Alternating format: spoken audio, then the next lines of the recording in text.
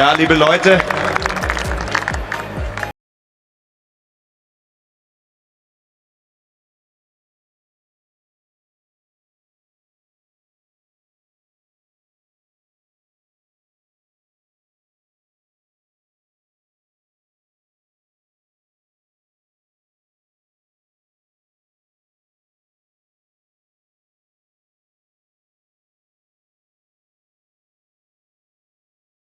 ድንበሩን ለጠበቁለት አልፎም ለተጎዱለት በክብርም ለወደቁለት በአጀብ በደስታ በሐዘን ለሚሊዮኖች የተሰጠ ክብር የመለያ ፍቅር የክለብ መውደድ መጨረሻው ሲደርስ የልብ ሐዘን የሚያጠላ ሽኝት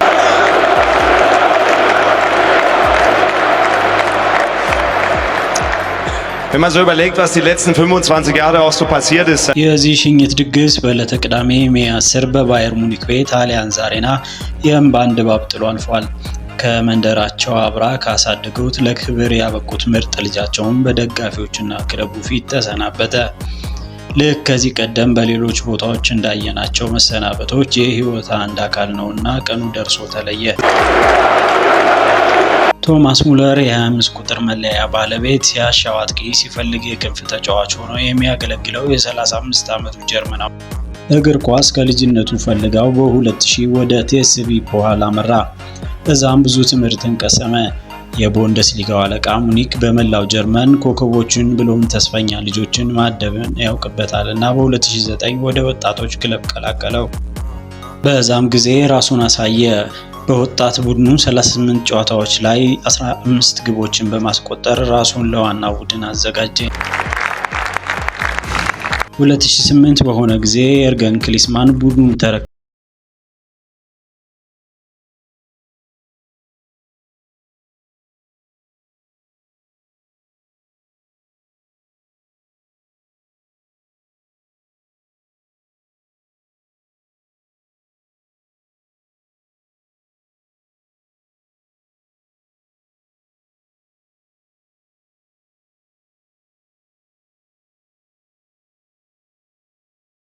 ሁለት ጠቅላላ የዋና ቡድን ጨዋታዎች 150 ግቦች አስቆጥሯል።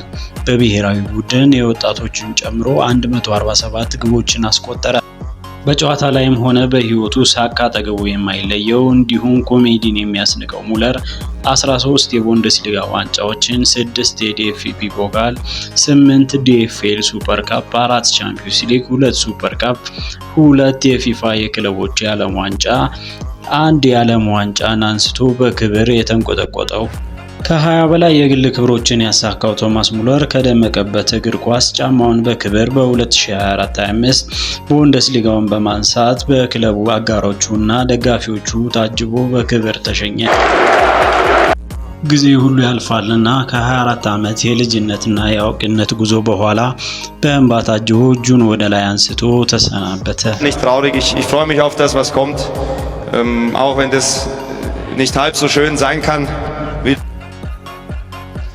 ከመረጃዎቹ ጋር ዳዊት ነበርኩኝ። የኳስተራ ዩቲዩብ ቻናልን ሰብስክራይብ በማድረግ አብራችሁ እንድትቆዩ ጋብዛለሁ።